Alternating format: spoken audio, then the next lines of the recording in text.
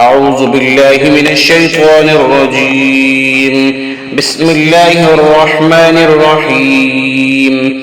وآية لهم الأرض الميتة أحييناها وأخرجنا منها حبا فمنه يأكلون وجعلنا فيها جنات من نخيل وأعناب وفجرنا فيها من العيون ليأكلوا من ثمره وما عملته أيديهم أفلا يشكرون.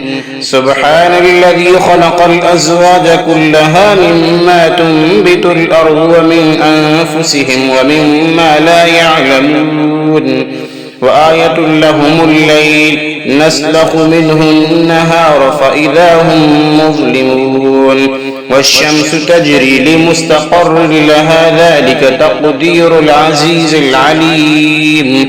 والقمر قدرناه منازل حتى عاد كالعرجون القديم. لا الشمس ينبغي لها أن تدرك القمر ولا الليل سابق النهار وكل في فلك يسبحون.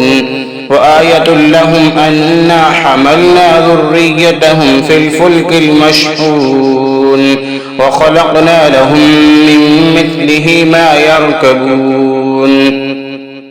وإن نشأ نغرقهم فلا صريخ لهم ولا هم ينقذون إلا رحمة منا ومتاعا إلى حين. وإذا قيل لهم اتقوا ما بين أيديكم وما خلفكم لعلكم ترحمون وما تأتيهم من آية من آيات ربهم إلا كانوا عنها معرضين. وإذا قيل لهم أنفقوا مما رزقكم الله قال الذين كفروا للذين آمنوا أنطعم من لو يشاء الله أطعمه إن أنتم إلا في ضلال مبين.